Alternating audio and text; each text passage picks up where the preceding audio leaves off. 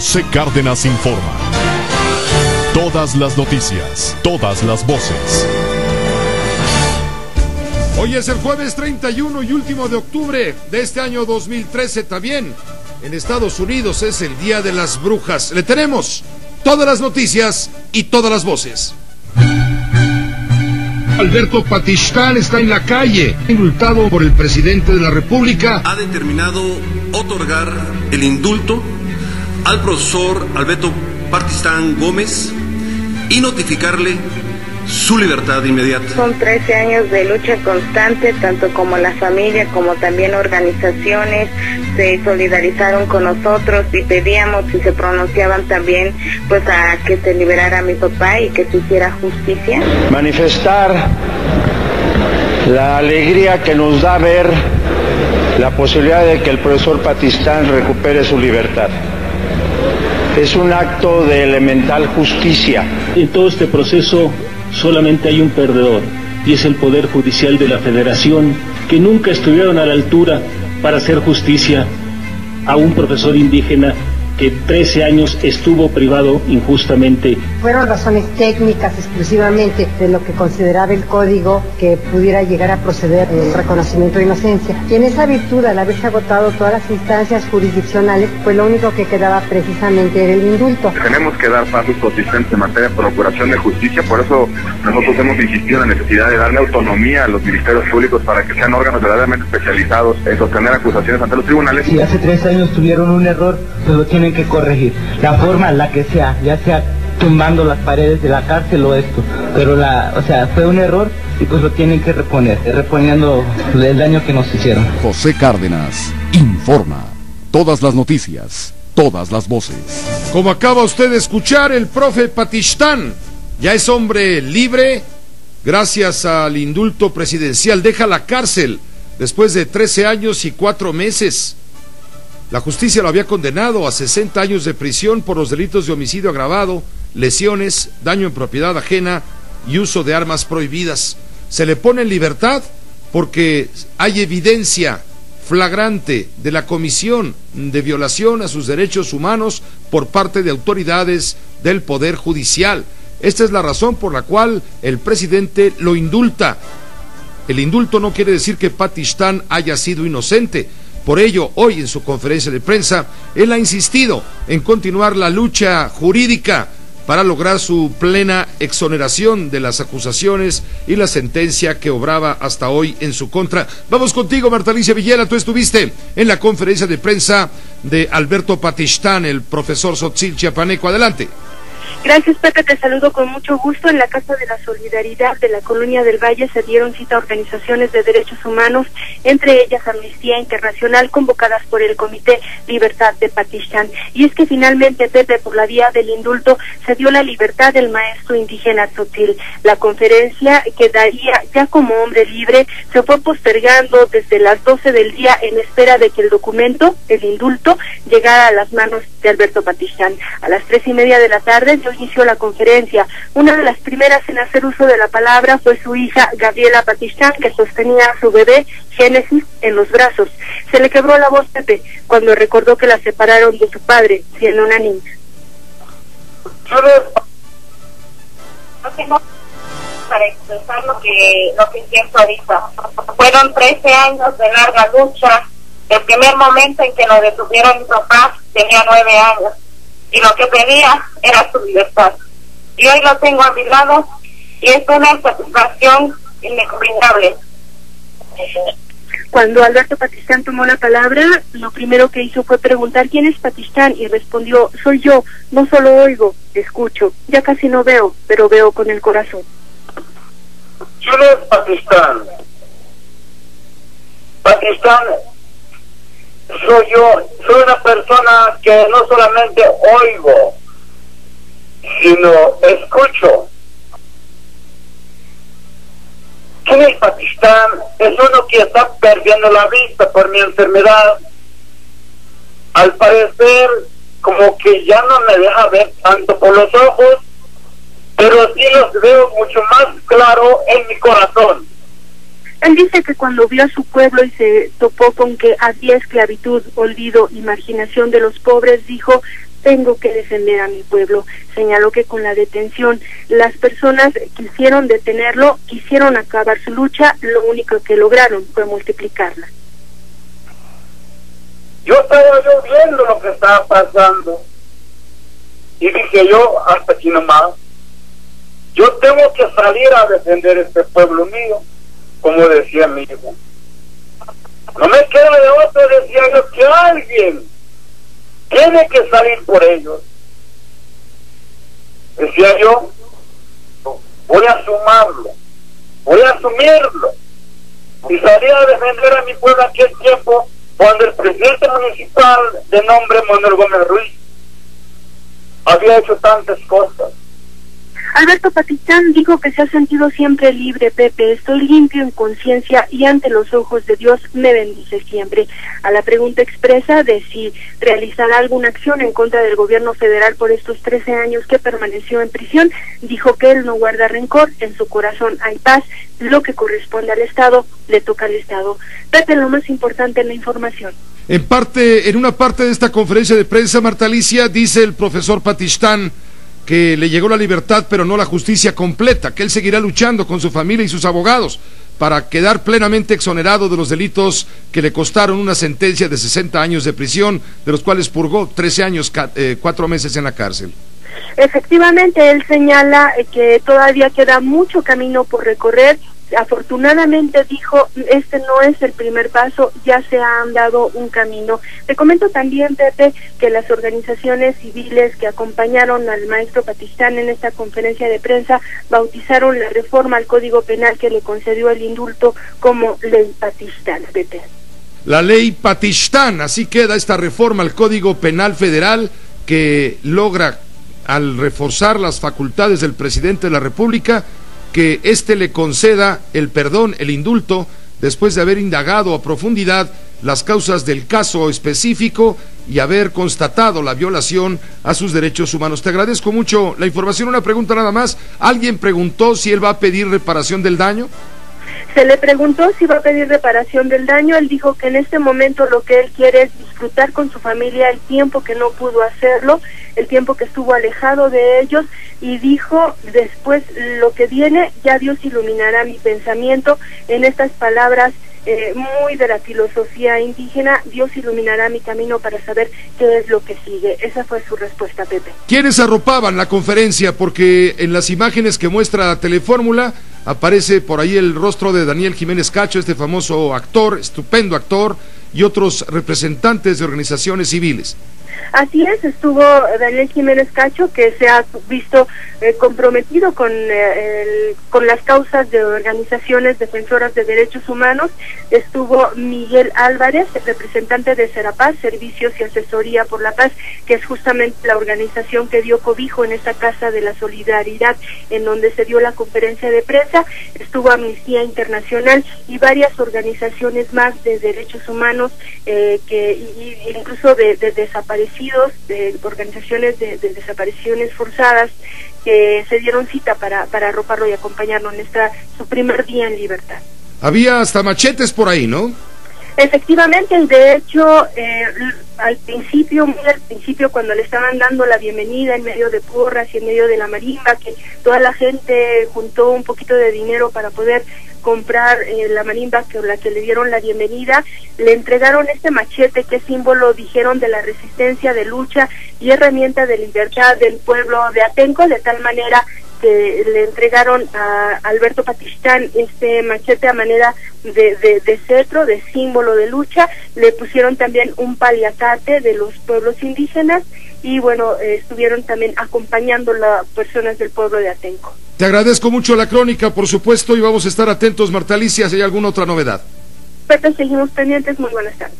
Te agradezco muchas gracias a Marta Alicia Villela por esta información. El secretario de Gobernación fue el encargado de confirmar el indulto al profesor Tzotzil.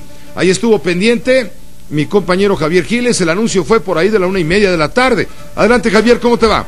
¿Qué tal, Pepe? Un saludo para todos. Ya estaba más que cantado y programado para que, pues prácticamente unas horas después de haber sido publicado en el Diario Oficial de la Federación esta reforma al Código Penal Federal y también pues facultando al presidente Enrique Peña Nieto de que podría indultar, pues ya estaba todo preparado. Originalmente se invitó a una declaratoria que haría el secretario de Gobernación Miguel Ángel Osorio Chong a la 1 de la tarde de este jueves, y pues pasaron las horas y ya pues se dijo que en efecto iba a ser algo demostrativo, iba a ser ya que el gobierno federal no solamente hacía uso de esta reforma al Código Penal Federal de su artículo 79 bis, sino que haría la facultad, había hecho en los hechos la facultad del presidente constitucional de nuestro país para inmediatamente indultarlo.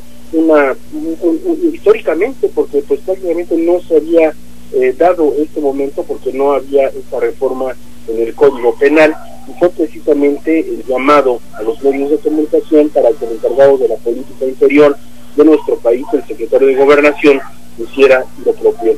Se retrasó 30 minutos después, esta declaratoria fue a la 1 de la tarde con 30 minutos, el secretario de Gobernación estuvo acompañado de varios funcionarios de la Secretaría de Gobernación, y entonces pues ya les hizo el anuncio. El presidente de la República, licenciado Enrique Peña Nieto, en ejercicio de sus facultades contenidas en la Constitución y en el Código Penal Federal, el día de hoy ha determinado otorgar el indulto al profesor Alberto Partistán Gómez y notificarle su libertad inmediata.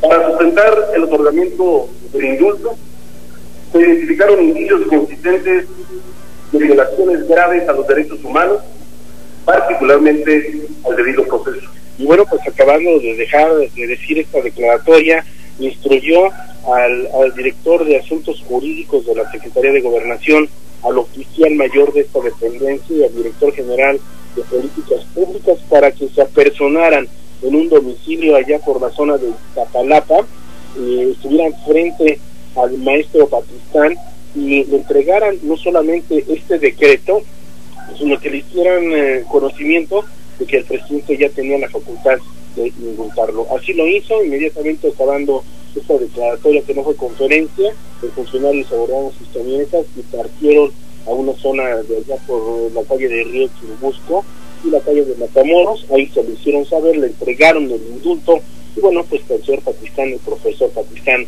ya desde esta tarde es absoluta y terminantemente libre. Pepe, el reporte. Muchas gracias, Javier Giles, que te vaya muy bien, muy buenas tardes. Igualmente, buenas tardes. Después de pasar la nota, Javier le va a dar sus croquetas al perro, porque estaba muy inquieto un perrito por ahí dando ladridos. Es que no se ha enterado que ya están más caras las croquetas y ahora pues no le queda otra más que ponerse a ladrar. Hoy vamos a hablar de este tema, del tema de los nuevos impuestos. Vamos a hablar con el secretario de Hacienda, Luis Videgaray, aquí en este espacio de Grupo Fórmula Noticias en un momento más.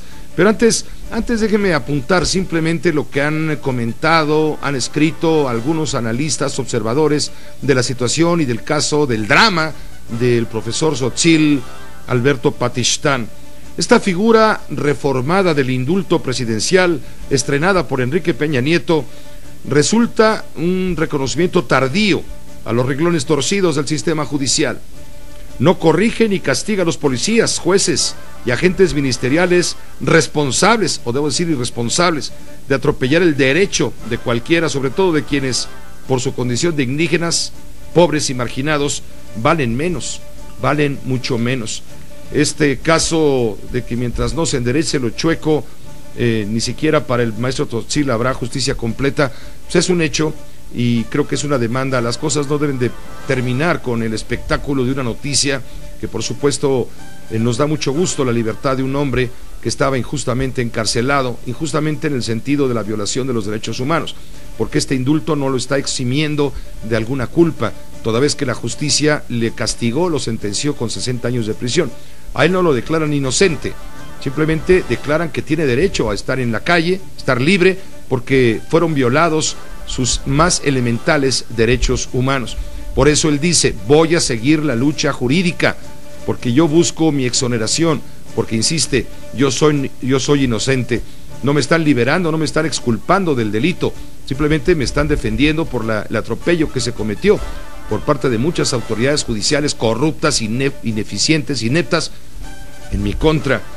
El indulto es, de alguna manera, es una respuesta a la injusticia, pero también debería mirarse, creo yo, no sé si usted esté de acuerdo, en una oportunidad para revisar otros muchos, miles, innumerables casos o dramas semejantes como el de Alberto Patistán. Después de corte, hablaremos de los nuevos impuestos de la Secretaría de Hacienda. Estará justamente Luis Videgaray, el secretario, nos va a explicar, bueno, cuánto va a tener entonces finalmente el gobierno para gastar y cómo lo va a gastar, y cuáles son las garantías que ofrece el gobierno federal, garantías de transparencia, porque la gente no quiere pagar impuestos porque no tiene confianza. Es una buena pregunta para el secretario. Los impuestos, sabemos que es un tema que le importa a usted mucho porque le pega directamente pues en lo que usted gasta para poder sobrevivir, ya no digamos vivir. Su sueldo, en qué se va, en qué no se va, qué hay que pagar, qué no hay que pagar, y ahora cuánto va a costar, por ejemplo, comprarle al niño unos chetos, como dice Silvano Aureoles del PRD, porque dice que Michoacán ya vale chetos. Ya chetos es sinónimo de que no vale nada. No, sí vale, porque ahora vale 8% de impuestos. Tenía un 5% de impuestos, ahora tiene un 8% de impuestos. Los refrescos nos van a costar $1 más por cada litro. Si usted compra botella de 2 litros, pues son 2 pesos más de lo que ahora paga por su refresco. ¿Y usted cree que el fabricante va a asumir esos costos, ese impuesto? No, se lo va a trasladar directamente a usted en los precios, y se viene una ola de precios sin duda en reacción, algunas exageradas sin duda, como respuesta a lo que han decidido los señores legisladores. Pero vamos por partes. Primero con Sara Pablo. ¿Qué pasó en la Cámara de Diputados cuando diputados del PRI, del PRD, aprueban finalmente nuevos gravámenes para la población? Adelante. Así es, Pepe, ¿cómo estás? Buenas tardes. Aprobados ya por la Cámara de Diputados y turnados al Ejecutivo son un hecho los nuevos impuestos para el próximo año. Fueron 299 votos a favor, 160 en contra y una abstención, como el Pleno de la Cámara de Diputados avaló las modificaciones a 14 artículos que hicieron los senadores a la miscelánea fiscal. Este paquete impositivo se dio luz verde al aumento del 5 al 8% de impuesto a los llamados alimentos chatarra. Se avaló que pagarán 30% de impuestos sobre la renta quienes ganen hasta 750,000 pesos. Se amplía el periodo de transición de 6 a 10 años en el régimen de incorporación para los nuevos contribuyentes, los llamados repecos. Se incrementa de 47 a 53% el porcentaje deducible de las prestaciones sociales. Es un hecho ya también la homologación del IVA en la frontera del 11 al 16 y un peso de impuesto a los refrescos. En tribuna, el diputado del PAN, Marcelo Torres Cofiño, acusó al presidente Enrique Peña Nieto de haber mentido en su campaña con una reforma que traerá estos nuevos impuestos y va a generar, dijo, pobreza y un país sumido en el endeudamiento. Acusó al PRI y al PRD de haber traicionado a los ciudadanos. Vamos a escuchar parte de lo que les dijo. México recordará su traición y el presidente Peña Nieto no tiene palabra. La reforma que ustedes aprobaron es paradójicamente la prueba contundente de que el presidente mintió en su campaña. La campaña de telenovela se convirtió en un gobierno de terror. Compañeros legisladores del Movimiento Ciudadano, del PT y del PAN, quiero decirles algo. Podemos ir con la frente en alto. Nosotros no vendimos a nuestros electores por 30 monedas como lo hizo el PRD. La acusación de que Peña Nieto mintió molestó a los diputados del PRI. Al calor de esta discusión, Víctor Díaz Palacios no solo tachó a los panistas de lacayos de los empresarios de la Coparmex, que dijo se roban el IVA en la frontera en vez de que llegue y beneficie a los ciudadanos, aún más llamó alcohólico al expresidente Felipe Calderón. Todo esto desde la máxima tribuna. Porque son los lacayos de la Coparmex. Quítense la máscara, den la cara, óiganlo bien. Díaz Palacios compartió 2 legislaturas con Felipe Calderón y puedo asegurarles que él es alcohólico, como ustedes son hipócritas, mentirosos y corruptos. Diputados del PAN como Fernando Rodríguez Doval exigieron sin éxito que se retirara esta acusación del diario de Debates. Homero Niño de Rivera, también panista, advirtió que van a defender a Calderón todas las veces que sea necesario, como a cualquier militante. Yo le digo que es un cobarde porque se está refiriendo y está ofendiendo a una persona que no está en este recinto. Y bueno, pues la división en el PRD se hizo evidente porque alguna fracción del PRD está en contra de esta reforma. El diputado Rosendo Serrano Toledo dijo que ellos asumen la responsabilidad de que haya nuevos impuestos porque se van a redistribuir entre los que menos tienen. Que nosotros sí asumimos la responsabilidad de cobrar más, impuestos, pero para dárselos a los que menos tienen. Dijo que van a poder ir con la frente en alto, sin embargo, pues al interior de la bancada hubo algunas divisiones y en este sentido, bueno, dijeron que las van a discutir. Están ahora ya los diputados pues prácticamente a la espera de que en el Senado aprueben la ley de ingresos para que si tiene modificaciones aquí puedan avalarlas si así es el caso, Pepe. Pues te agradezco la información. Vaya que estuvo dura la polémica, el debate allá en tribuna, hasta con insultos y con alusiones personales, en fin. Pero bueno, finalmente ya se aprobó lo que tú acabas de informar con claridad y detenimiento. A ver, repítenos despacito. Entonces, aquellas personas que ganen hasta 750,000 pesos al año van a pagar 30% de ISR, ¿correcto? Es correcto, Pepe. Esa fue una de las modificaciones que hicieron los senadores y iban a pagar, digamos, el 31% a partir de 500 a 750,000 pesos. Esto se elimina y será hasta 30% hasta 750,000 pesos, lo que es, pues, una buena noticia. Está lo de la homologación del IVA en la frontera, parejo la frontera, 16%. Más allá de las protestas que han surgido, no solo en la frontera norte, también en la frontera sur hay mucha inconformidad. Todos parejos. Todos parejos, ahora 16% de IVA en todo el país. ¿Qué más? Un peso de impuesto a los refrescos. Por litro. Por litro, así es. Y las chatarras, que digamos fue pues la sorpresa que dieron los senadores, habían aprobado aquí un 5% de impuesto y los senadores lo subieron al 8% y ya fue esto aceptado también por los diputados. Esa es la botana chatarra. Le van a cobrar el impuesto de $1 por litro de refresco a las embotelladoras, digamos, importantes, enormes, pero también aquellas que son cooperativas no les van a cobrar. Lo que se estableció hasta ahora es que va a ir un puesto, según lo que está en la ley, lo que aprobaron los senadores, es $1 de impuesto a las bebidas azucaradas.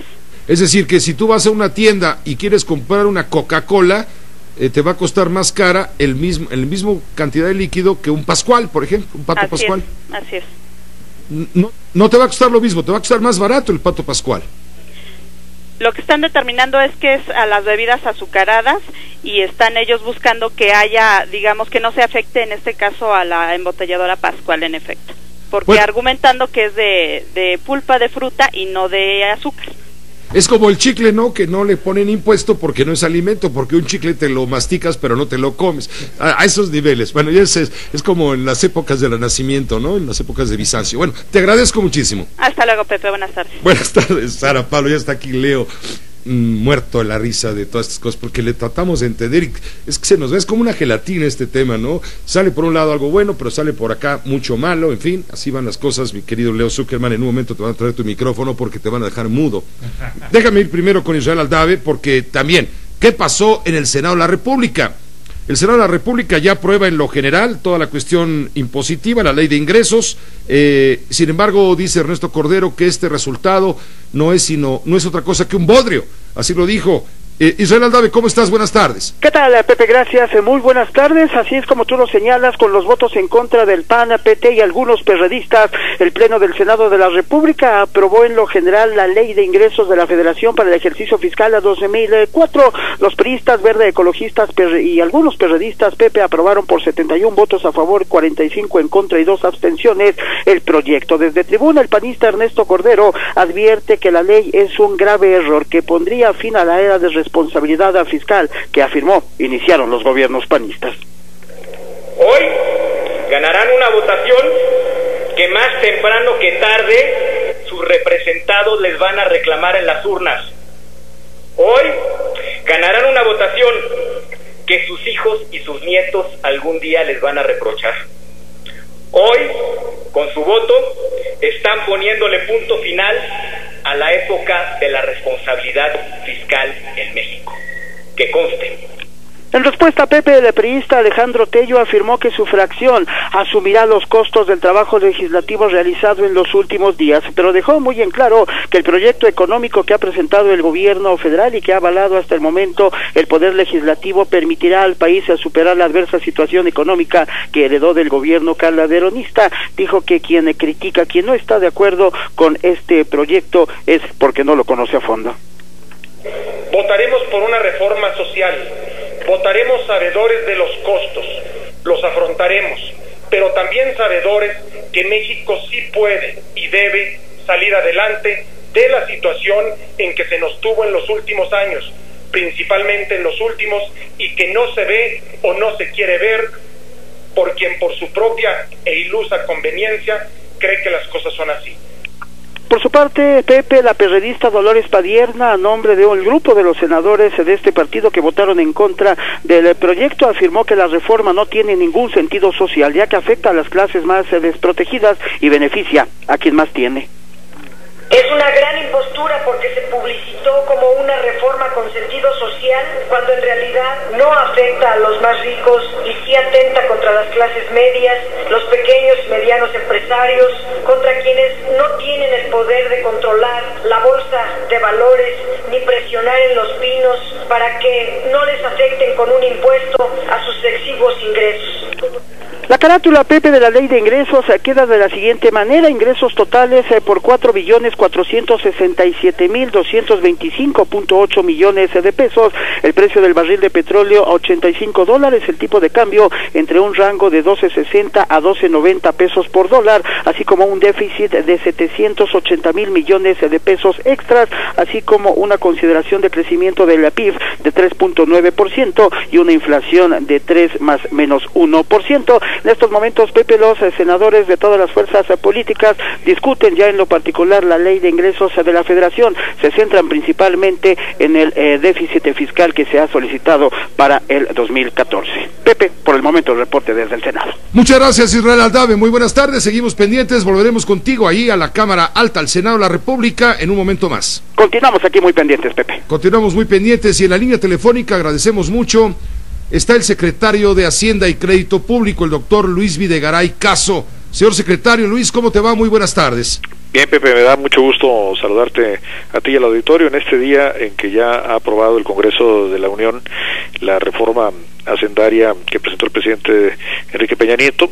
Y pues es primero que nada expresar nuestro reconocimiento a la Cámara de Diputados y a la Cámara de Senadores por lo que han sido arduas sesiones de trabajo muy largas con una gran responsabilidad y que han permitido que hoy tengamos ya una reforma hacendaria y que está culminando ahora con la discusión de los ingresos específicos del año que entra en la Ley de Ingresos que está discutiéndose en este momento en el Senado de la República, Pepe. ¿Cuánto dinero, Luis Videgaray, finalmente tendrá el gobierno federal para el gasto público? Mira, los ingresos adicionales que nos va a dar la reforma hacendaria son para el año que entra, exclusivamente para el año que entra, es de 1.1% del Producto Interno Bruto. Estos son alrededor de aproximadamente 180.000 millones de pesos, Pepe. Y hablo de que esto es una cifra solamente para el año 2014, porque la reforma tiene diversas medidas que irán entrando en vigor a lo largo del tiempo. El efecto que tendrá para el 2018 esta reforma será cercano a los 3 puntos porcentuales del PIB, lo cual lo convierte en una de las reformas de mayor calado en materia de incremento de los ingresos públicos que de los últimos tiempos. Ahora, se está manejando un tema que no nos gusta a los mexicanos, que es el tema del déficit, que viene a significar endeudamiento. Se están hablando de 780.000 millones de pesos, lo cual algunos partidos políticos señalan como un hecho criminal. El déficit público es un instrumento de la política económica y el déficit público lo usan los gobiernos cuando la economía está creciendo menos de lo que debe de crecer.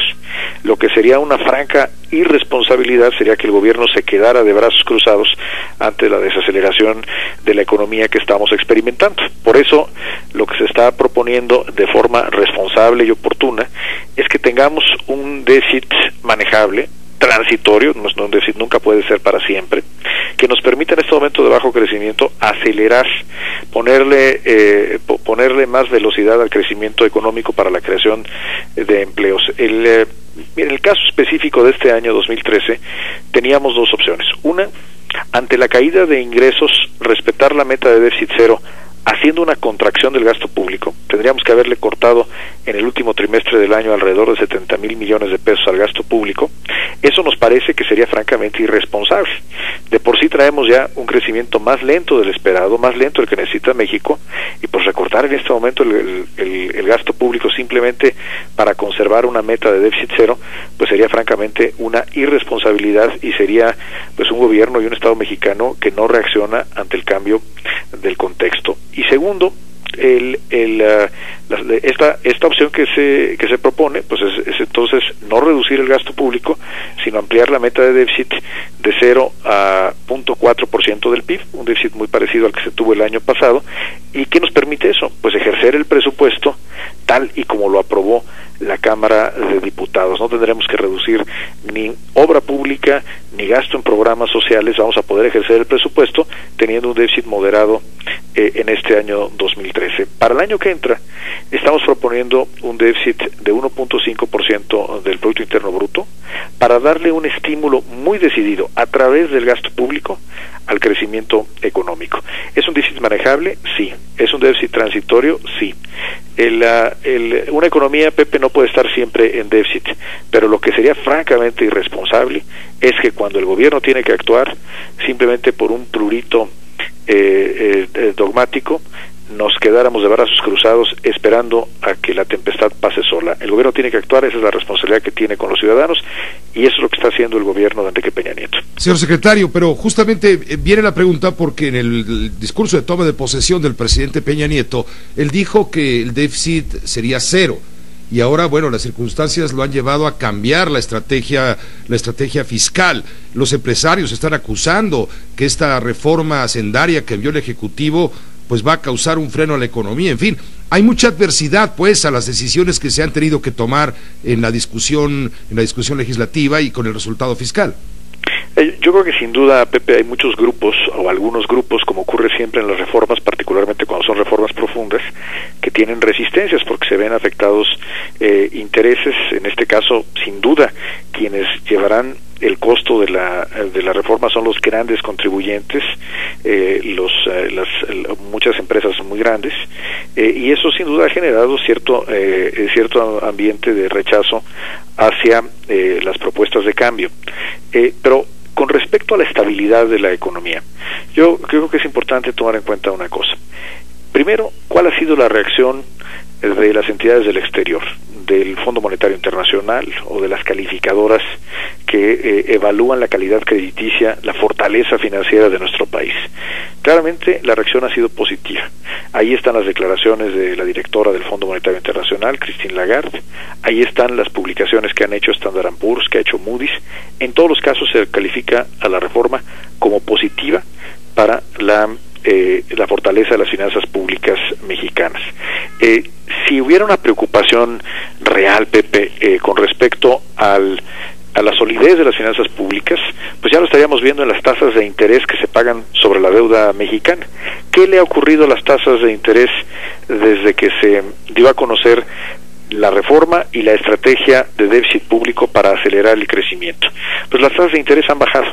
No solamente las de corto plazo, que son influenciadas por la decisión reciente del Banco de México, sino sobre todo las tasas de 10 años, las tasas de 30 años han bajado. ¿Qué quiere decir? Que se espera una conducción responsable y sólida de las finanzas públicas hacia adelante. Vamos, 3 semanas después de haber presentado la reforma, hicimos la colocación de deuda más grande en la historia del país en dólares, 3.900 millones de pesos colocados en un solo día, con una gran demanda y a la segunda tasa de interés más baja que ha colocado México. Creo que los inversionistas, los mercados, los analistas financieros entienden la estrategia del gobierno mexicano, se considera una estrategia sensata, responsable, pero sobre todo lo más importante, Pepe, es que es una estrategia que busca acelerar el crecimiento económico, actuar con oportunidad y actuar de forma decidida. Es cierto, a principios del año se preveía un escenario económico diferente y en ese entonces hacía sentido hablar de un presupuesto equilibrado sin déficit público. Eso era lo responsable en ese momento, pero ante el cambio de circunstancias, ante la desaceleración de la economía, lo que sería francamente irresponsable, insisto, es quedarnos con esa meta a costa del crecimiento económico, a costa de la creación de empleos. Luis Videgaray, tú mencionaste hace un instante, no te quise interrumpir, tú mencionaste que el año entrante se va a solicitar un déficit del 4.1 del Producto Interno Bruto para solventar los requerimientos. No es correcto, Pepe, el déficit es de 1.5%. Perdón, es que oí mal, ya me estaba yo espantando, Luis. No, es 1.5%, Pepe, en términos de la Ley de Presupuesto y Responsabilidad Hacendaria. Creo que aquí ha habido un manejo a veces un poco laxo en algunas voces de algunos gente que opina, analistas a veces. Realmente no, lo que se trata es de un déficit del 1.5%, es un déficit que, dado el nivel de endeudamiento que tiene la economía mexicana, que es uno de los más bajos en América Latina o en la OECD, pues es un déficit absolutamente manejable, es transitorio. ¿Y para qué va a servir? ¿Qué es lo importante? Pues va a servir para meter el acelerador en la economía mexicana a través de inversión en infraestructura, que detone empleos, que reanime al sector de la construcción, que tanto necesita un acelerador. Para eso el déficit público, pero es de 1.5% en términos, Pepe, repito, de la Ley de Presupuesto y Responsabilidad Hacendaria. Señor secretario, ¿estarás de acuerdo que no tenemos precisamente una cultura fiscal, que la gente rehuye o rechaza pagar los impuestos? Incluso se calcula la evasión fiscal en un porcentaje francamente insultante para el país, ¿no? Digamos que puede ser un promedio de un 25% ya con deducciones y con todo eso. Es muy alto, México es uno de los países que menos recauda. ¿Cómo va a fomentar Hacienda la cultura fiscal para que más mexicanos paguemos los impuestos y que el país pueda salir adelante? Porque todo este escenario que nos plantea, secretario, que nos planteas, Luis, es un escenario ideal siempre y cuando la gente pague, pero hay mucha evasión. Sin duda, Pepe, el tema de los impuestos siempre genera cierto rechazo, cierta aversión, por eso se llaman impuestos, si no se llaman voluntarios o consensos, ¿no? Son impuestos porque pues implican un costo que tiene que pagar la ciudadanía. Ahora, el pagar impuestos pues implica, primero que nada, que la gente sepa para qué son los impuestos. En este caso, el incremento de la capacidad financiera que tendrá el Estado derivado de la reforma fiscal, la reforma hacendaria, tiene un destino muy claro. El destino es para obra pública, para inversión, o para programas en materia de educación pública, de salud, como por ejemplo los programas de combate a la obesidad derivados de los ingresos que tendremos de los nuevos impuestos especiales a productos que generan obesidad. Tendrán un destino claro. Lo que francamente sería muy desalentador para todos es que los nuevos ingresos se destinen a engordar a la burocracia o se destinen al gasto corriente. Entre las cosas que aprobaron los diputados y los senadores son medidas muy específicas de reducción del gasto corriente. Es decir, el gobierno de la República el año que entra, al tiempo que tendrá mayores ingresos, tendrá que reducir su gasto burocrático. ¿Qué quiere decir esto? Que los recursos, y esto están por discutirlo y aprobarse el presupuesto el año que entra en la Cámara de Diputados, ese presupuesto adicional tiene que destinarse a obras que tengan un verdadero impacto para la gente, que le sirvan a la sociedad y que generen creación de empleos. Ahora, la otra cosa que tenemos que hacer, y hace esta reforma, es tener incentivos para estar en la formalidad. Tenemos un gran problema de informalidad, la base gravable siempre es pequeña. Yo creo que uno de los elementos de los que menos se ha hablado en la reforma hacendaria, Pepe, es el nuevo régimen de incorporación, que sustituye al antiguo régimen de pequeños contribuyentes, que francamente no ha funcionado, y que implica un nuevo acuerdo, una nueva propuesta para aquellos que no tienen otra opción más que estar en la informalidad, que es generar incentivos muy claros para que de manera simplificada declaren cuánto ganan y en qué gastan, y por otro lado reciban los beneficios de la seguridad social. El decidir pagar impuestos pues es porque tiene que haber algo a cambio. Entonces lo que estamos proponiendo en este régimen de incorporación es que las muy pequeñas empresas que decidan incorporarse a este régimen simplificado van a poder acceder a la pensión, a tener una pensión, a tener un seguro de desempleo, los servicios médicos del IMSS, crédito a la vivienda o microcréditos para la propia empresa.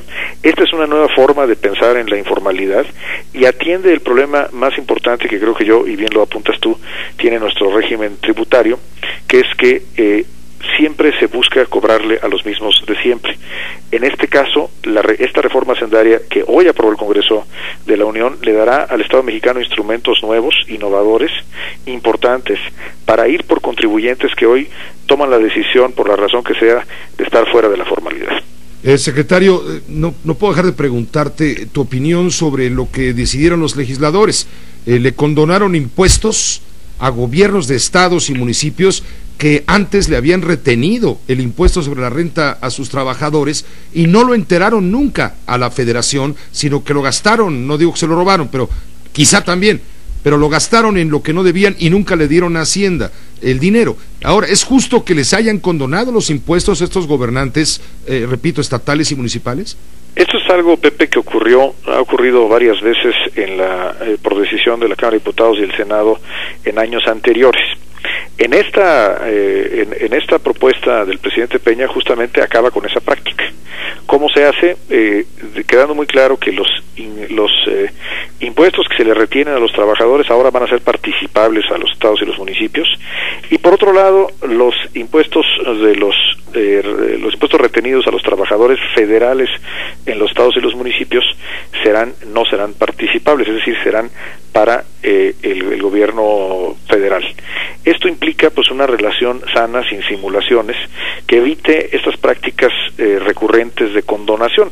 Ha habido condonaciones de esta naturaleza pues en los últimos 5 años por lo menos, incluyendo una que no fue propuesta del Ejecutivo, pero que fue aprobada en diciembre pasado por el Congreso de la Unión. Creo que una de las virtudes de esta reforma, tal vez de los temas de los que menos se ha hablado, es que termina de raíz con este problema, Pepe. Pues, secretario, agradecemos mucho que nos hayas permitido conocer tu opinión directa luego de que se ha aprobado todo esto en el Poder Legislativo. Gracias, Pepe, y ojalá tengamos oportunidad de seguir platicando, como siempre nos das la oportunidad, porque hay algo que creo yo que debemos de informar a la gente, es que esta reforma no va a afectar a las clases medias, no cobra IVA en medicinas y alimentos. Los diputados y senadores decidieron que no existe un IVA en colegiaturas, no se cobrará IVA a los intereses hipotecarios, a la venta de vivienda. Es decir, es una reforma que está construida a través de un principio de progresividad, donde serán realmente los grandes contribuyentes los que harán el grueso de la aportación, y creo que es una buena noticia para los mexicanos. Pues sí, pero el gobierno va a dejar de recibir cerca de 45,000 millones de pesos más, ¿no? De los 180,000 que me dices. No, la propuesta original era de un poquito más de 220,000 millones de pesos. Los ingresos serán de 180,000 adicionales, es decir, el grueso de la reforma, Pepe, y sobre todo la parte más progresiva, la que no afecta a las clases medias, por ejemplo, es lo que aprobó el Congreso de la Unión. Es una buena reforma, es una reforma grande, importante, y sobre todo es una reforma de carácter social. ¿Algún día el gobierno nos informará de programas de recorte al gasto, programas de gastos superfluos, gastos secundarios que podrían darse? Porque dice Andrés Manuel López Obrador y dicen las izquierdas que hay mucho de dónde cortar, mucho dinero.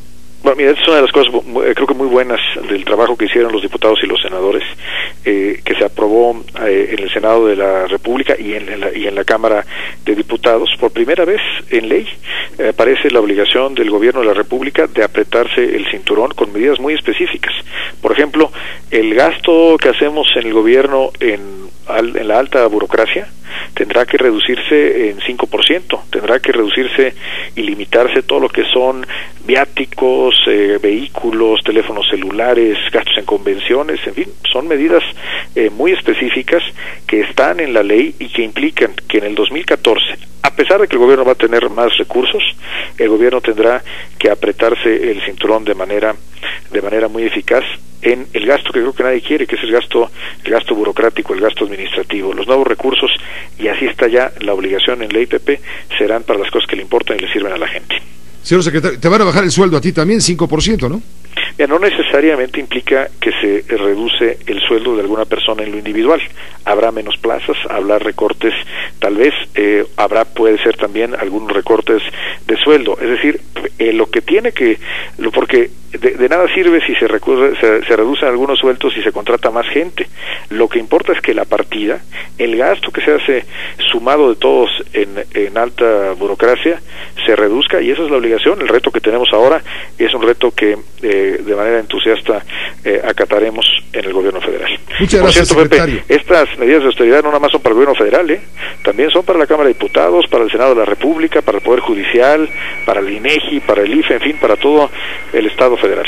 Muchas gracias. Gracias, secretario. Muy buenas tardes. Un abrazo, Pepe. Igualmente para ti. Gracias. Luis Videgaray Caso. Él es el secretario de Hacienda y Crédito Público. Hagamos una pausa. Ya está listo el maestro Leo Zuckerman. Él nos va a decir su opinión, nos va a decir en su hora de opinar, que será a las 6 de la tarde con 54, nos va a decir exactamente cómo la ve desde ahí. Radio Fórmula 970 AM 103.3 FM. Se lo dije, son 6:54, es la hora de opinar, mi Leo. ¿Cómo está mi Pepe? ¿Cómo ves o cómo oyes o cómo debo decir? O ambas. La cuestión está fiscal, los debates, lo que dijo el secretario en los micrófonos, en fin. Bueno, hay mucha tela de dónde cortar, está el tema desde luego el déficit es lo que más... A mí es lo que más me preocupa, Pepe, porque realmente... Déficit es deuda. Déficit es deuda, como cualquier persona que... Es gastar más de lo que tienes. Exactamente, y pues cuando a una persona hace eso, pues tiene que recurrir a la tarjeta de crédito. Lo mismo pasa con el gobierno. Lo que pasa es que aquí hay un tema de cómo mides el déficit, ¿no? Decía el secretario Videgaray que están pidiendo 1.9 de déficit como proporción del tamaño de la economía, de lo que se llama el Producto Interno Bruto para el año que entra, pero hay otra manera de medirlo que se conoce como requerimientos financieros del sector público. Y eso es mayor. Sí, eso es lo que está pidiendo el gobierno, es 4.1% del Producto Interno Bruto. Esa es la mayor solicitud que ha pedido un gobierno al Congreso en muchísimos años, ¿no? O sea, estamos hablando de que es el mayor endeudamiento, porque los requerimientos es finalmente, al final del día, la diferencia, cuánto le va a ingresar al gobierno, cuánto va a gastar, cuánto va a tener que salir a requerir, ¿no? Financiar, a pedir prestado. Exactamente, son 4.1% del PIB. Es el mayor. Esto quiere decir... Y generalmente te quiero decir que en los últimos... del PIB son un punto del PIB son como 130 mil millones de pesos. 4 puntos son 700 mil. Es lo que de los que se está hablando, los famosos 700 mil millones de pesos. Y yo te quiero decir, generalmente se los vuelan en los últimos 5 años. Se van por arriba, se han ido por arriba los requerimientos financieros del sector público. Entonces, si tú de saque traes 4.1, pues quién sabe en dónde vayamos a terminar en el 2014. Ahora, a mí me preocupa, y yo lo admito, es un prejuicio que tengo generacional, porque a mí me tocó vivir mi juventud en la época de los 80s, de los 90s, con crisis económicas, con un país hecho trizas. Tú lo recordarás perfectamente, claro, debido a los déficits en los que incurrió el gobierno durante los años 70 y principios de los 80, que llevó a un sobreendeudamiento del país. Fíjate, con López Portillo en 1981, si no mal recuerdo, el déficit fiscal, el déficit público llegó a ser de 16% del Producto Interno Bruto. Eso es lo que desencadenó la gran crisis de 1982. Entonces, lo que te quiero decir es, yo vengo de una generación que cuando oímos la palabra déficit público nos ponemos nerviosos, Pepe. Finalmente, no me gusta, me preocupa. Y sobre todo la pregunta que aquí muchos nos hacemos es, ¿realmente va a reactivar la economía el gasto público? Porque el gobierno va a tener mucho dinero el año que entra, porque son 4 puntos del PIB más o menos de requerimientos, más 2 puntos cerrados, digamos, en la reforma fiscal. Estamos hablando que va a tener 6 puntos extras para gastar el gobierno. Es un chorro de dinero. La pregunta es, ¿qué los va a gastar? Decía el secretario Videgaray que lo van a gastar en obra pública, que lo van a gastar en educación, en salud. Pues está muy bien. Pero en educación ya no me gusta, porque educación en México no es que se gaste poco, en realidad se gasta mucho. Lo que pasa es que se gasta muy mal. Te doy un dato a partir de datos de Mexicanos Primero, esta organización que dirige Claudio X González, donde México gasta alrededor de 600 mil millones de pesos, más o menos 600, casi 700 mil millones de pesos al año en educación. Y ellos calculan que por lo menos un tercio, es decir, por ahí de 200 mil, son recursos mal utilizados, es decir, que se van para pagar gasto superfluo, abusos, aviadores, etcétera. Fíjate, casi lo que se va a recaudar el gobierno este año hay en dispendio educativo, y ahora le piensan echar más dinero a la educación. Bueno, pues yo me pregunto, ¿realmente va a servir eso? En el corto plazo sí, porque evidentemente el gobierno va a echar más liquidez al mercado, a la economía, pero la pregunta es, eso lo vamos a tener que acabar pagando. Es decir, lo que se está, y yo creo que hay que verlo de esta manera, lo que se está aprobando ahorita en el Congreso son nuevos impuestos del orden de 1.8% del Producto Interno Bruto, y 4.1 de déficit medido en requerimientos. Son nuevos impuestos al futuro, porque algún día vamos a tener que pagarlos, Pepe, ¿no? O los pagamos con nuevos impuestos o los pagamos con gasto. Lo que nunca ha hecho este gobierno desde los años 90 es dejar de gastar, es decir, los recortes. Tú se lo preguntaste al secretario Videgaray, y bueno, sí, viene un programa de austeridad y etcétera, pero mira, Pepe, yo recuerdo perfecto el saque, el arranque. Dijo en su momento, claro, Felipe Calderón. De las primeras cosas que hizo Felipe Calderón arrancando su gobierno, programa de austeridad, y vamos a congelar las plazas, y vamos a congelar, y acabaron creciendo de manera exponencial el gasto corriente. Es decir, ¿por qué debemos de creerle a los gobiernos mexicanos de que van a gastar ahora sí bien y de que van a ahorrar? Yo, con todo respeto para los gobernantes de ahorita y los gobernantes del pasado, no les creo, porque me cuesta mucho trabajo pensar que sí efectivamente van a ahorrar, porque no lo han hecho solamente en las épocas de los 80s y los 90s, que se tuvieron que amarrar el cinturón porque no quedaba de otra, Pepe. Entre todas las cosas que dijo el secretario, yo me quedo con una muchas son importantes sin duda, pero una que me preocupa sobre todo, pensando en la burocracia. Va a haber recorte de plazas, porque obviamente tiene que haber reducciones. Y él me decía, no, a mí no me van a bajar el sueldo, vamos a recortar el crecimiento exponencial que ha tenido la burocracia, habrá menos plazas y posiblemente recortes, lo dijo. Posiblemente, pues sí, posiblemente, vamos a ver, ojalá, yo creo que, pobre de la gente que la despiden y la recortan, pero con todo respeto, pues que corran a esa gente que está en la burocracia y que no hace nada. Por ejemplo, sabemos que en Pemex hay por lo menos 30,000 empleados que ni siquiera se sabe dónde están, qué hacen, en fin, y lo estamos pagando tú y yo de nuestros impuestos. No, Pepe. Aviadores, no. ¿Cuántos aviadores hay en la nómina de la educación, por ejemplo? No se sabe. ¿Sabes por qué?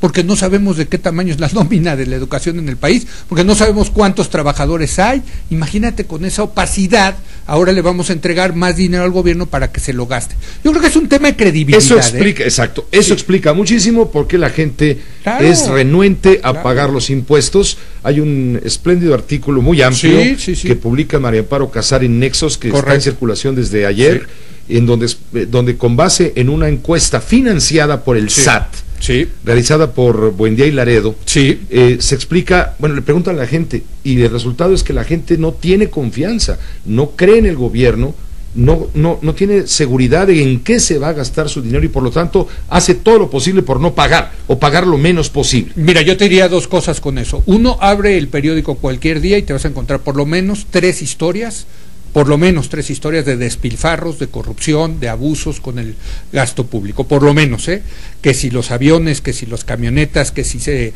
robaron, que si, en fin, por lo menos tres historias. Pues eso le afecta a la confianza que tenemos los contribuyentes de que están utilizando bien nuestro dinero, número uno. Y número dos, ¿cuántos gobernantes hay en la cárcel, Pepe, porque se robaron el dinero? Ninguno.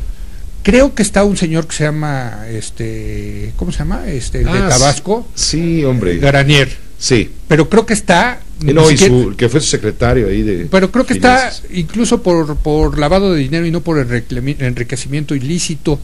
Mucho se habló. Por cierto, deberías de recuperar ahí, hablarle al gobernador de Tabasco, porque ya no se habla del tema de Granier. Pero bueno, es el único, y creo que lo agarraron por lavado de dinero, ni siquiera por enriquecimiento ilícito o por corrupción. No, y evasión fiscal. el Bester Gordillo está en la cárcel por los mismos delitos, por lavado de dinero, asociación delictuosa y evasión fiscal, no está por corrupción. Así es. Entonces, bueno, yo digo, bueno, pues es que al parecer México es es mejor todavía que Suiza y que Finlandia y que en esos países donde los políticos no roban, porque pues tan es así que no hay ninguno en la cárcel. Yo digo que mientras no vea yo, Leo Zuckerman, contribuyente, detrás de las rejas a los que se roban nuestros impuestos, pues no voy a confiar en que se están gastando bien mis impuestos, Pepe. Te agradezco mucho, Leo. Gracias, Pepe, buenas noches. Es la hora de opinar, 7:04, hora del centro de México, 10 minutos de opinión. Así es, Pepe. Con Leo Zuckerman. Gracias, mi Leo. Gracias, estaremos Pepe. en contacto. Vamos a una pausa. ¿Usted qué opina? El chiste es usted qué piensa de todo esto. No se quede nomás ahí sentadote oyendo, no, opine, hable, escriba.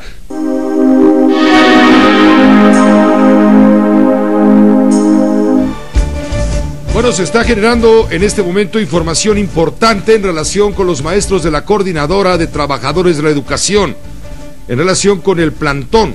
Aceptan los maestros reorganizarse, pero no irse de la Plaza de la República en la Ciudad de México. Se ajustan, se compactan, pero no se van. Vamos contigo, Leopoldo Espejel, tú estás muy pendiente de todo esto porque a lo largo del día ha habido mucha información al respecto. Te escuchamos. Así es, Pepe, ¿cómo estás? Muy buenas noches. Fíjate que esta mañana la disidencia magisterial, primero, Pepe, se apostó en las casetas de cobro de San Marcos, en la autopista México-Puebla, así como en la caseta Chalco-Cuautla, donde permitieron por espacio de 3 horas y media el paso libre de vehículos, ello precisamente para protestar por la reforma educativa. Pepe, tuvieron alrededor de la 1 de la tarde una reunión, la tercera, con funcionarios del gobierno del Distrito Federal, concretamente con el secretario general de gobierno, a donde, Pepe, pues anuncian que han acordado justamente llevar a cabo la compactación de su plantón, que se localiza ya desde hace 40 años en la Plaza de la República, en donde se encuentra el Monumento a la Revolución. Sin embargo, Pepe, este acuerdo tendrá que ser sometido esta misma noche a las bases de la disidencia magisterial para que se pueda llevar a cabo una logística en la que eventualmente, Pepe, estaría también en discusión el reabrir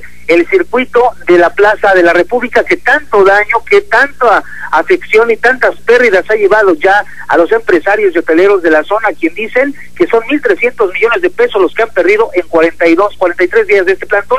Así que, Pepe, hoy la disidencia magisterial en unos minutos más habrá de iniciar esta asamblea en el auditorio de la sección 9 para determinar de manera paulatina si comienzan a retirar ya sus carpas de las calles que conllevan hacia el Monumento a la Revolución. El acuerdo, Pepe, nos deja muy claro, es que inicialmente se ha pactado que se retiren las casas de campaña y las carpas que se encuentran en mufas o registros eléctricos, precisamente para evitar una situación de riesgo, y la otra, pues permitir que sean sometidas a sanización las zonas donde se han puesto ellos como de una forma la han utilizado como dormitorio, Pepe, incluso como cocinas ambulantes. Así que sabremos quizás por ahí del mes de la medianoche, Pepe, si determinan abrir el circuito del Zócalo, pero por lo pronto, Pepe, del Zócalo no, claro que sí, la reubicación de este campamento no está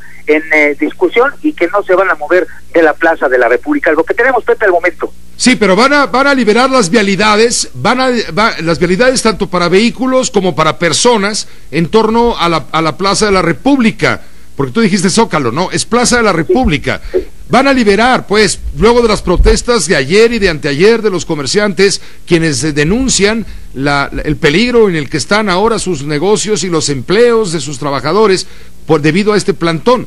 Entonces acuerdan con las autoridades replegarse, compactarse, digamos, guardar ciertos límites manteniendo la Plaza de la República. El gobierno de la ciudad los quería retirar incluso de esta plaza, que es una plaza importante de la ciudad, y llevarlos quizá al Monumento a la Madre o por ahí. Ellos no aceptaron, se van a quedar en la Plaza de la República, pero digamos más apretaditos, más compactados, y van a dejar que la gente pueda circular sin peligro de caer ahorcado por uno de estos cables con los que se sostienen las carpas, y los restauranteros pues puedan seguir operando, y los comercios y demás.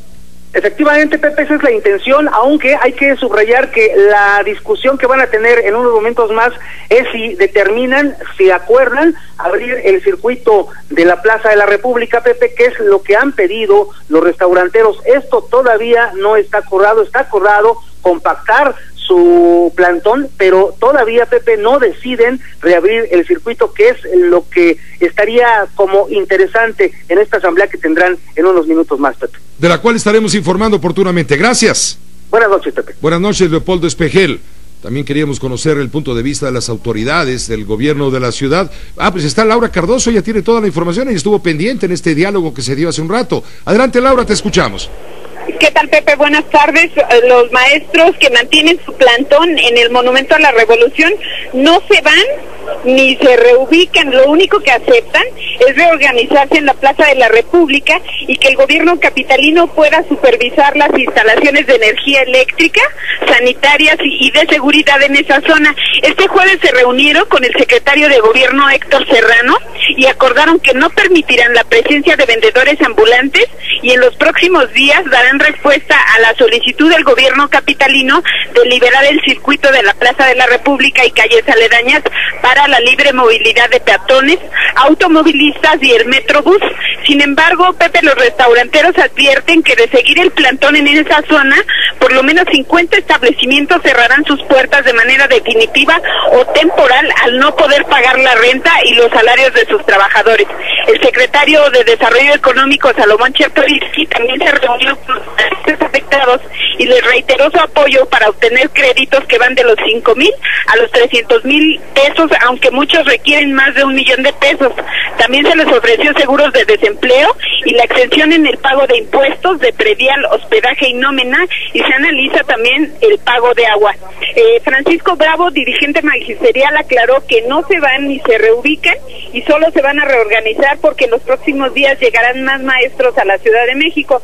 Héctor Serrano insistió que el diálogo que mantienen con los maestros es parte de una mesa política, Pepe, para coadyuvar en la negociación con la Secretaría de Gobernación y dar solución a ese conflicto de carácter federal. También ha reconocido que es responsabilidad del gobierno capitalino garantizar la integridad física y patrimonial de los capitalinos, pero también el derecho de libre manifestación, por lo que aclara no es un gobierno represor.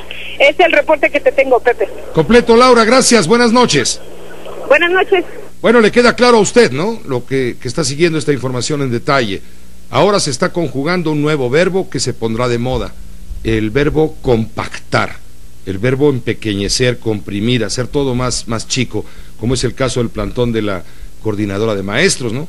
Como no pueden quitarlo, entonces la autoridad del gobierno del Distrito Federal les pide que, si por favorcito tuvieran la gentileza y amabilidad, la bondad de hacerle a la ciudad el favor de compactarse. Es decir, en lugar, los policías ya no van a gritar oríllese a la orilla, ahora van a gritar oríllese a lo compacto. Así les van a gritar a los maestros, oríllese a lo compacto. Una pausa y regresamos. Radio Fórmula 970 AM 103.3 FM. José Cárdenas. Ayer a estas horas comentábamos con usted que habían partido del Instituto Federal Electoral 4 consejeros, 3 consejeros ciudadanos y el presidente consejero del instituto, Leonardo Valdés Zurita. Dejaron de fungir como tales y dejan mocho, decíamos, dejan mocho al IFE. Quedan solamente 4 consejeros. Bueno, hoy ya se determinó entre los 3, entre la consejera y los 3 consejeros varones, se determinó quién va a presidir el instituto de aquí por lo menos a diciembre, y el primero en hacerse cargo será Benito Nasif, consejero ciudadano. Hoy fue designado pues por el resto de sus colegas el presidente de este instituto, que ya no entendemos de qué tamaño quedó. Bueno, no me refiero a la burocracia o a todo el aparato electoral alrededor, sino me refiero a lo que es más importante, que es la mesa del Consejo General. Pero vamos en este momento con Javier Giles. Él tiene toda la información de lo que ocurrió hoy allá en el IFE. Adelante, te escuchamos, Javier. ¿Qué tal, Pepe? Nuevamente buenas noches. Al asumir la presidencia rotatoria del Instituto Federal Electoral para el mes de noviembre y hasta principios de diciembre, el consejero Benito Nasif envió un mensaje de tranquilidad y confianza a la ciudadanía y recalcó que el IFE es la casa de la democracia y no de la discordia y el encono. Por primera vez en su historia, en 23 años, la sesión extraordinaria a la que se convocó la mañana de este jueves, asistió el menor número de consejeros que nunca antes, 4 de 9, y sus dos temas a tratar fueron nombrar consejero presidente provisional e integrar las comisiones permanentes y temporales del Consejo General y del órgano garante de la transparencia y el acceso a la información entre los mismos 4 consejeros. Quiero empezar enviando a nombre de la consejera Marván, el consejero Baños, el consejero Córdoba y del mío propio, un mensaje de tranquilidad y confianza a la opinión pública y a la ciudadanía. El IFE es la casa de la democracia, de la pluralidad y del debate, no de la discordia y el encono. Entre los consejeros electorales prevalece el diálogo, el entendimiento y el acuerdo. Porque por encima de nuestras legítimas diferencias y aspiraciones está un profundo sentido de responsabilidad con la nación, a la que estamos aquí para servir. Por acuerdo colegiado, Benito Nasif ocupará la presidencia hasta el 3 de diciembre. Le seguirá María Marván del 4 de diciembre al 7 de enero de 2014, Lorenzo Córdoba del 8 de enero al 4 de febrero y Marco Antonio Baños del 5 de febrero al 4 de marzo. También se acordó que si para entonces aún no se ocupa la presidencia del IFE, se iniciará nuevamente la rotación en el mismo orden. Parte de lo que sucedió hoy en el IFE esta mañana, Pepe. Te agradezco mucho la información, Javier Giles, que te vaya muy bien. Buenas noches, igual. Buenas noches. Sí, esto es hoy se hizo historia en el IFE, porque es la primera vez que hay menos consejeros, solamente 4 consejeros: María Marván, Marco Baños, Lorenzo Córdoba y Benito Nasif, quien asume la presidencia rotatoria por los próximos 30 días del Instituto Federal Electoral. Vamos a hablar con el doctor Luis Carlos Ugalde. Él fue presidente consejero del IFE, por cierto. Él entiende muy bien esta situación y lo que significa de pronto ver a un IFE mocho, aunque no les guste la palabra. Vamos a una pausa y regresamos con usted. Multilínea 5166-3403. Lada sin costo 01800-800-010. Todas las voces. Vamos con el doctor Luis Carlos Ugalde, director de integralia.com.mx. Ahí concentra toda su energía de trabajo político, de análisis, de actuaría política, porque él está pendiente y vigilante de cómo se mueve todo el mundo en el poder legislativo, el poder ejecutivo, en fin. Luis Carlos Ugalde fue presidente del Instituto Federal Electoral, no lo vamos a olvidar. A él le tocó la bronca del 2006, pero bueno, no es el tema en este momento. Luis Carlos, ¿cómo estás? Bien, Pepe, buenas noches. Buenas noches. A ver, tu visión del Instituto Federal Electoral hoy, ¿cómo está? ¿Tú fuiste el primero que renunció al instituto, el primer consejero, bueno, en tu calidad de presidente? Bueno, en diciembre de 2007 hubo una reforma electoral. Te empujaron, la reforma Beltrones te empujó al abismo. Renovaron anticipadamente a los consejeros, se violó el principio de inamovilidad, pero el hecho es que pusieron como fecha 13 de diciembre para nombrar al presidente sustituto que me reemplazaría a mí. Ajá. Y a otros 2 consejeros. Y el hecho es que llegó el 13 de diciembre de 2007 y recibí una llamada del presidente de la Jucopo, Héctor Larios, que me dijo: Luis Carlos, te hablo para decirte que pues no nos pusimos de acuerdo, que te quedas 2 meses más. Le dije: perdóname, Héctor, pero yo no me voy a quedar 2 meses más, es indigno para la institución, yo no tengo necesidad de estar violentando un artículo transitorio que ustedes pusieron, que ustedes están violentando, así es que yo voy a presentar mi renuncia al cargo de consejero presidente, lo cual hice el 14 de diciembre de 2007.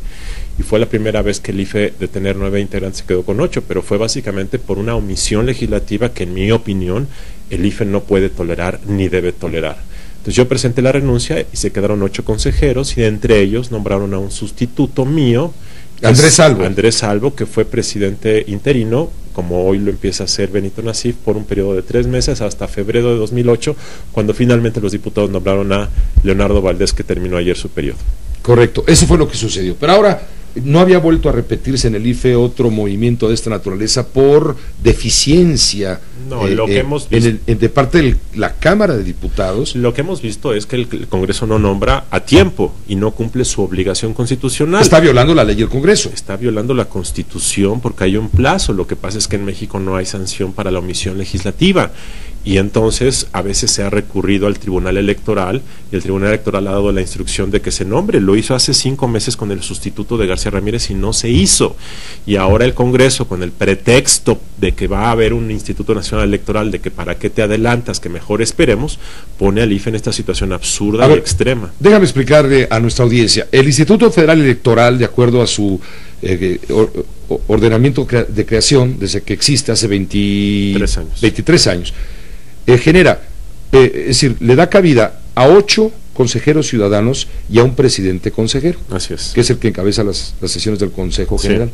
Bueno, cuando se va cuando se va Sergio García Ramírez, que era consejero ciudadano, se queda el presidente y 7 consejeros. Así es. Pero ya hay una falta de parte del Congreso para designar al consejero que sustituya. Pero en fin. Sí. Ahora termina el periodo constitucional del IFE, del presidente del IFE, de otros 3 consejeros más, y el IFE se queda con 4, una consejera y 3 consejeros. Así es. Es decir, de 9 miembros que debe tener, son minoría. Ahorita en este momento hay 4. Así es, y como el presidente ya se fue, entonces entre ellos se pusieron de acuerdo y nombraron a Benito Nasif. Ahora déjame darte una buena noticia. A ver. Benito Nasif, quiero decirlo, es un académico y una persona muy profesional, un consejero espléndido. Me parece que es un consejero imparcial, muy profesional, muy inteligente, de tal forma que al menos en este problema que el Congreso ha generado, el IFE ha encontrado una persona, un consejero de primer nivel, sin duda. ¿No tienes la impresión, como muchos, quizá yo estoy equivocado y otros también, que esto es un síntoma de que ya viene el Instituto Nacional Electoral, ya para qué nos desgastamos nombrando consejeros en una cosa que vamos a desaparecer? Esto es más grave, Pepe. Sí entiendo que en el corto plazo dice, si va a haber Instituto Nacional Electoral, por cierto, una muy mala idea desde mi punto de vista, pero eso es para otra ocasión de nuestra conversión. Se va a crear un INE, que es una mala idea. En enero, febrero o a fines de noviembre, pues tiene razón decir, bueno, ¿para qué nombramos consejeros del IFE? Sí, después podemos nombrar ya a los consejeros del INE. Pero esto se suma a una serie de circunstancias que han ocurrido en los últimos 6, 7 años, en donde el Congreso no tiene respeto institucional por el IFE, en donde las tácticas de los partidos pesan más que los plazos constitucionales, en donde los partidos prefieren posponer, patear la pelota y de esa forma lastiman el símbolo del IFE frente a la sociedad, porque un ciudadano que nos escucha y dice, bueno, el IFE tiene 9, pero hoy tiene 4, entonces a la gente le empieza a surgir la idea de que, bueno, a lo mejor puede fungir como con 4 en lugar de con 9. Hay un daño moral, internamente se genera incertidumbre y se violenta su vida interna. Entonces sí es muy grave. ¿Por qué no, Pepe, nombrar con los plazos legales a los consejeros, como dice la Constitución, y establecer un transitorio en el nombramiento? Si se crea un Instituto Nacional Electoral, estos consejeros del IFE pasarán a ser consejeros del INE. ¿Sabes por qué no? Porque están en las tácticas de negociación, están en el intercambio de una cosa en este espacio por otra cosa acá, y entonces esas tácticas negociadoras impiden que tomen la decisión. ¿Pero qué pasó hace 23 años, Luis Carlos? El que encabezaba el equivalente al Instituto Nacional Electoral era el secretario de Gobernación, sí, y era un instituto que organizaba las elecciones, pero desde el gobierno. Así es. Con toda la sombra de sospecha que esto pueda implicar. Así es. Se crea el Instituto Ciudadano. Sí. Entonces el gobierno deja de meter la mano de manera directa, pero lo hace a través de los partidos. Así es. Y siguen controlando los partidos al instituto, en lugar de que el instituto responda a los intereses de la democracia.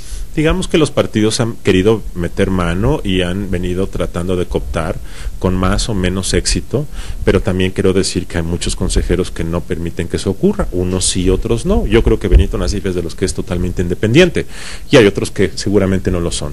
Pero este intento de captura, por supuesto, existe, y este intento de captura que también se da en los estados de la República es lo que está detrás de la propuesta del PAN de crear un Instituto Nacional de Elecciones para quitarles ese pedazo de poder político a los gobernadores en las entidades. Pues te agradezco, Luis Carlos, que nos hayas ayudado a analizar toda esta situación, porque alguien decía, bueno, ¿qué importa si no hay consejeros? total, la burocracia del instituto es capaz de sacar adelante los procesos que haya pendientes. No, porque es el Consejo Ciudadano el que toma decisiones, por ejemplo, de aceptar la intención de una organización como Morena para convertirse en partido político. Yo te quiero decir lo siguiente, por supuesto que 4 consejeros pueden tomar decisiones en los próximos meses, no hay duda de eso. Lo que yo estoy hablando es un tema más relevante. La legalidad de la vida democrática y de la vida de una institución requiere que todo mundo cumpla su papel. Y si los diputados no están cumpliendo sus plazos que ellos mismos legislaron de nombrar autoridades electorales, están generando una violentación de la vida democrática. Pero no hay sanción.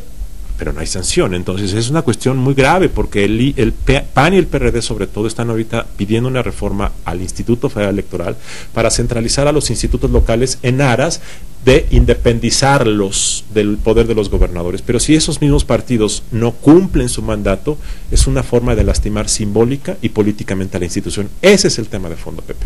Muchas gracias, Luis Carlos Ugalde. Muy buenas noches. El doctor Luis Carlos Ugalde, analista político. Él es director de Integralia y fue presidente ciudadano del Instituto Federal Electoral. La Procuraduría de Justicia del Distrito Federal llega a la conclusión y la hace pública de que los niños que murieron, ¿se acuerda usted? Hace un par de fines de semana en la Gustavo Madero, pues fallecieron porque eran parte de una banda de narcomenudistas, niños de 13, 14 años, una jovencita de 17, y que fueron acribillados con 80 tiros, ¿se acuerda? Bueno, pues estos niños resulta que eran narcomenudistas. Juan Antonio Jiménez, eso dice la Procuraduría. Adelante, ¿cómo estás? Te escuchamos. Así es, Pepe, gracias, muy buenas tardes. Con la detención de los hermanos Macario y José Guadalupe Durán Tapia, la Procuraduría Capitalina esclareció el homicidio de 3 menores ocurridos el pasado 18 de octubre en calles de la colonia Castillo Chico, y el móvil de la agresión fue por una venganza por actividades relacionadas con el narcomenudeo, además de que las indagatorias señalan que los 3 adolescentes se dedicaban a la venta de estupefacientes. Los ahora detenidos contaban con una orden de aprehensión girada por el juez noveno penal del Reclusorio Norte por 3 homicidios más que cometieron en diciembre del año pasado. Luego de la agresión contra los jóvenes, las autoridades capitalinas implementaron un operativo en los alrededores de la calle Chimalpopoca y Cerrada del mismo nombre, donde obtuvieron información relacionada con la media afiliación de los probables responsables. Los elementos policiales desplegaron un operativo que culminó con la captura de los hermanos cuando corrían por el cruce de las calles Tenochtitlan y Benito Juárez. En la acción, a Macario Durán le encontraron una bolsa de plástico que contenía marihuana, mientras que a José Guadalupe le hallaron un arma de fuego calibre 9 milímetros y 2 cargadores. Según las autoridades, en la zona hay 6 puntos de venta de drogas en las colonias El Carmen, El Castillo, Ahuehuetes y Cocoyotes. El procurador capitalino Rodolfo Ríos Garza indicó que, de acuerdo con el testimonio de un consumidor de droga de la zona, los 3 menores acribillados se dedicaban a la venta de estupefacientes. En el primero de los señalados, dijo, acude al punto de venta conocido como Los Tubos, donde desde hace 3 meses los menores se dedicaban a la venta de marihuana, cocaína e inhalantes. Agregó que esta actividad ilícita la realizaban los menores desde las 10 horas aproximadamente hasta ya entrada la madrugada. Menores que eran siempre vigilados por una persona que desde la acera que enfrente se dedicaba a la venta de dulces. El adicto al consumo de drogas señaló que la venta de menudeo la inició la mujer menor de edad y posteriormente llegaron los otros 2 menores. Los hermanos se reunían en su domicilio de la colonia El Carmen para ponerse de acuerdo en la defensa de la plaza de venta de droga, y ahí precisamente planearon el atentado contra los menores en venganza por una balacera que tuvieron contra el grupo antagónico que también se dedica a la distribución de narcóticos, el menudeo en dicha zona. Cabe precisar, Pepe, que en este operativo que se ha llevado a cabo desde el pasado 18 de octubre, bueno, pues la Procuraduría ha logrado la detención de 62 menores de edad, todos ellos entre 13 y 17 años, relacionados con delitos contra la salud y que son remitidos a la Dirección General de Tratamiento de Adolescentes que, bueno, pues desafortunadamente por su edad son beneficiarios de las garantías que otorga la ley y así pueden quedar en libertad a pesar de que tienen elementos para consignarlos porque se dedican a la venta de droga. Y bueno, pues también este operativo arroja que 27 personas han sido puestas a disposición del Ministerio Público, 14 más ante un juzgado cívico. Se ha asegurado un cuerno de chivo, un arma calibre 45, 205 cartuchos útiles y también se han realizado 3 cateos cuyos inmuebles serán propuestos para la extinción de dominio al encontrarse en estos sitios marihuana, cocaína y dinero producto de las ventas. Pepe, el reporte. Te agradezco, Juan Antonio. Aprovecho que estás en la línea. Hoy habló el Procurador General de la República de la identificación de los probables responsables de los actos de sabotaje cometidos el fin de semana en varios puntos, en varios municipios del estado de Michoacán. Hablamos de Apatzingán, también de Morelia, la quema de 6 estaciones de gasolina, el atentado contra 18 estaciones y subestaciones de la Comisión Federal de Electricidad. ¿Ya los tienen identificados? Juan Antonio. En ese sentido, déjame decirte que luego de las instalaciones de la Comisión Federal de Electricidad en 12 municipios en Michoacán que fueron atacadas este fin de semana pasado por desconocidos quienes utilizaron armas de fuego y bombas molotov sin que se produjeran víctimas ni ser Procuraduría General de la República. Hay problema en la comunicación, hay problema, pero ya dijo el procurador que están plenamente identificados, cuando menos algunos de los responsables de estos ataques a estaciones de Pemex y de la Comisión Federal de Electricidad, y que han provocado pues todo el caos que ha derivado en una crisis que ha puesto en cuestionamiento la necesidad, según algunos, de desconocer poderes institucionales, desde luego, en el estado de Michoacán. Pero bueno, vamos a hacer una pausa y regresamos con más información. Radio Fórmula 970. Todas las noticias, todas las voces. En el Distrito Federal hay un artículo en el Código Penal, el artículo 362, que hasta diciembre del año pasado consideraba como un delito grave, con penas de prisión de 7 a 30 años, aquellos que alteraran la paz pública en la Ciudad de México. Ese artículo fue reformado una vez que entró el gobierno de Miguel Ángel Mancera por presiones de toda índole. Fue reformado y se aligeraron las penas.